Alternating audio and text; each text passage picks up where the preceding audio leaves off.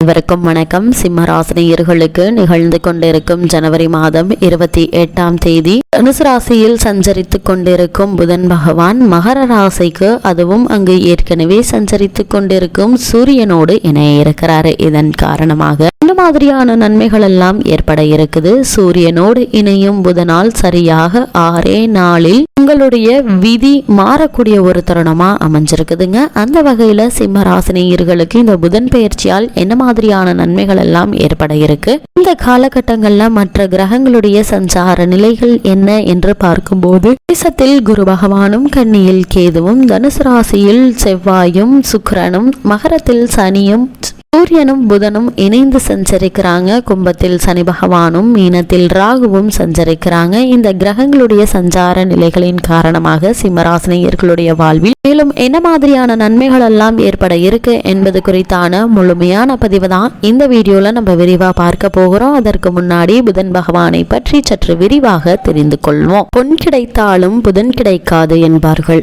சூரியனுக்கு மிக அருகாமையில் இருக்கக்கூடிய மிகவும் ஒளி பொருந்திய புதன் வித்தைக்கு அதிபதியாக சொல்லப்படுகிறார். அறிவால் எதிரிகளை பந்தாடும் வீரியத்தையும் தருகிறாரு. மிதுனமும் கன்னியும் அவரது ராசிகள். நட்பை கொண்டாடுபவர் என்பதால் காலச்சக்கரத்தின் 3 மற்றும் 6ஆம் இடம் புதனுக்கு தரப்பட்டது. ஒரு ஜாதகத்தில் புதன் நல்ல அமைப்பில் இருந்தால் கல்வி கல்லாமல் பாகம் புகட்டும் அளவிற்கு, அதாவது அவரிடமிருந்துதான் மற்றவர்கள் படிப்பார்கள் என்ற அளவிற்கு அத்தனை நுட்ப அறிவை புதன் கொடுப்பாரு. புதனுடைய வலுவை புரிந்து கொண்டால் நாம் நம்முடைய விருப்பத்திற்கு ஏற்ப நம்மளுடைய வாழ்வையும் வைத்துக் கொள்ளும் வழியும் நமக்கு கிடைக்கும். புதன் அறிவு சுடர் தருபவர். அதாவது நம்மளுடைய ஒவ்வொருவருடைய வாழ்விலும் படிப்பு ஸ்தானம் என்பது 2ஆம் பாவம். இந்த 2ஆம் பாவம் என்பது ஆரம்ப கல்வியை குறிக்கும். 4ஆம் பாவம் உயர்கல்வியை குறிப்பது. 5ஆம் பாவம் மேல் கல்வியையும், 9ஆம் பாவம் ஆராய்ச்சி படிப்புகளையும் குறிப்பது. இந்த ஸ்தானங்களோடு புதன் நல்ல விதத்தில் தொடர்பு கொண்டால்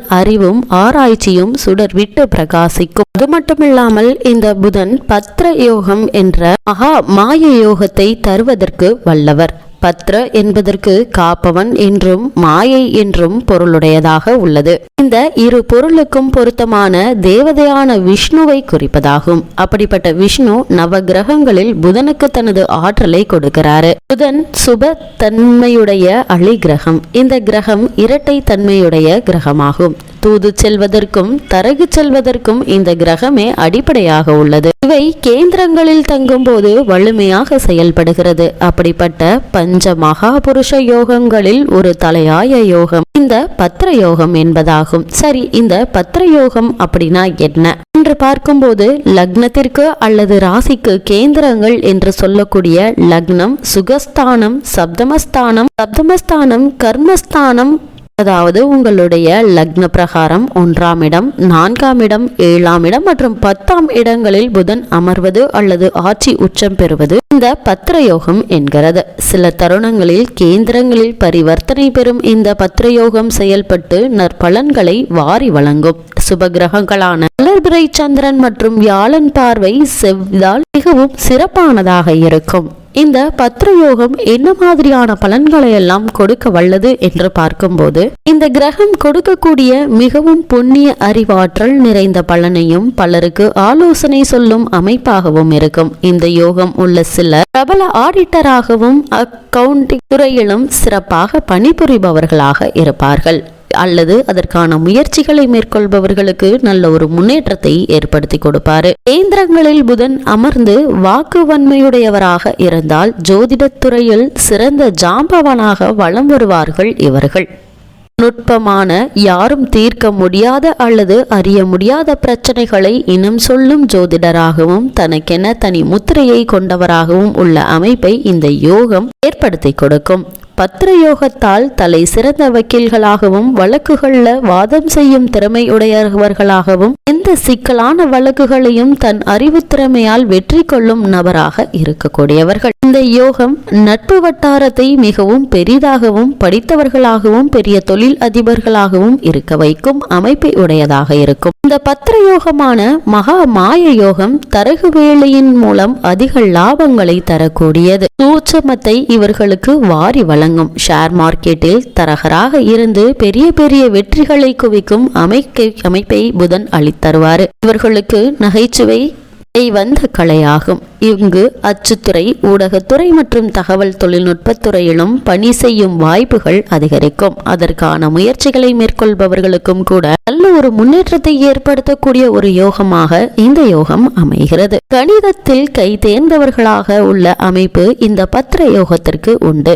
எழுத்துத்துறையில் தனக்கென்ன முத்திரைகளை பதிப்பவர்களும் இந்த பத்திர யோகம் உள்ளவர்களாகவே விளங்கக்கூடியவர்கள். இவ்வளவு மேன்மை பொருந்திய புதனுக்குரியவை என்ன என்று பார்க்கும்போது, புதனுக்குரிய தானியம் பச்சை பயிறு, அலர், வெண்காந்தல், ஆயில்யம், கேட்டை, ரேவதி ஆகிய 3 நட்சத்திரங்களும் புதனுக்குரியவை. சுப கிரகங்கள்ல ஒன்றான புதன் ஆணும் பெண்ணும் அற்ற வெளித்தன்மை உடைய கிரகம். புதனுக்குரிய நிறம் பச்சை. உடலில் அங்கங்களில் கழுத்து பகுதியை குறிப்பது புதன். உலோகங்களில் பித்தளையையும், மொழிகளில் தமிழையும், கலைகளில் கணிதம், சிற்பம், ஜோதிடம் போன்றவை புதனுக்குரியவை. ரத்தினத்தில் பச்சைக்கல் புதனுக்குரியவை. புதனுக்குரிய தீபம் கற்பூரம். புதனுக்குரிய மறைவு ஸ்தானங்கள் லக்னத்திற்கு 3, 6, 8 மற்றும் 12. புதனுக்குரிய நாயொருவி கொண்டு ஹோமம் செய்தால் தோஷங்கள் கழியும்.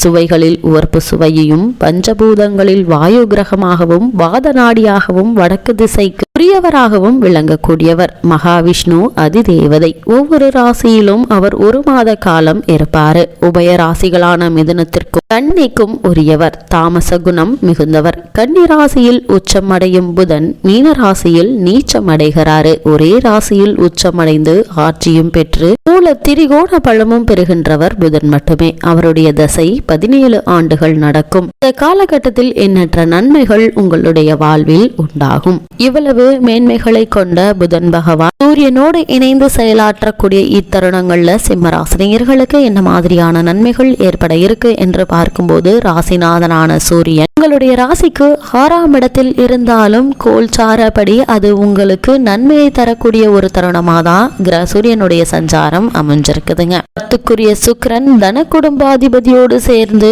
5ஆம் இடத்தில் பிரவேசிப்பதும், அவர் உங்களுடைய லாப ராசியை பார்வையிடுவதும் நன்மையை தரக்கூடிய ஒரு கிரக சஞ்சாரம் என்றுதாங்க கிரக நிலைகள் தெளிவுபடுத்துது.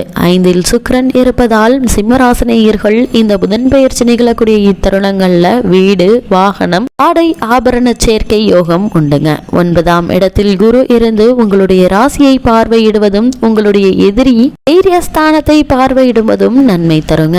இதனால் இவ்வளவு நாட்களாக குடும்பத்தில் தடைப்பட்டு கொண்டிருந்த சுப நிகழ்ச்சிகள் குடும்பத்தில் நடந்தேற இருக்கிறது. சிம்மராசினியர்கள் முயற்சித்த அனைத்து காரியங்களிலும் ஏற்பட்டு வந்த தடங்கல்கள், தாமதங்கள், பண விரயங்கள் அனைத்துமே நீங்கி ஒரு சிறு முயற்சியிலேயே நல்ல ஒரு முன்னேற்றம் ஏற்படக்கூடிய ஒரு தருணமா இந்த புதன் பெயர்ச்சியை அமைஞ்சிருக்குதுங்க. குறிப்பா இந்த புதன் பெயர்ச்சிக்கு பிறகு சிம்மராசினியர்கள் மட்டுமல்லாமல் அனைத்து ராசினியர்களுக்குமே எதிர்பாராத பல யோகங்கள் காத்திருக்கிறது என்பது உண்மையும் கூட. இருந்தாலும் என்ன மாதிரியான விஷயங்களை நீங்கள் சற்று கவனமாக இருக்க வேண்டும் என்று பார்க்கும்போது, சிறிய அளவில் சில விபத்துக்கள் ஏற்பட இருப்பதால் வண்டி வாகனங்களில் செல்லும் போது மிக மிக கவனமாக இருப்பது அவசியங்க. தேவையில்லாத மன உளைச்சல் உண்டாவதற்கான வாய்ப்புகள் இருக்குங்க. உங்களுடைய ஆரோக்கியத்தில் சற்று அக்கறையோடு இருப்பது அவசியமானதா அமைஞ்சிருக்குது. சிம்மராசினியர்களை பொறுத்த வரைக்கும் இந்த புதன் பெயர்ச்சி நிகழக்கூடிய இத்தருணங்கள்ல கிரக நிலைகளின் ரீதியாக கூறப்படும் பரிகாரம் என்ன என்று பார்க்கும்போது, வீட்டிற்கு அருகாமையில் உள்ள பெருமாள் ஆலயத்திற்கு சென்று பெருமாளை வழிபடுவதன் மூலமாக எண்ணற்ற நன்மைகள் உங்களுடைய வாழ்வில் ஏற்படும் என்பதை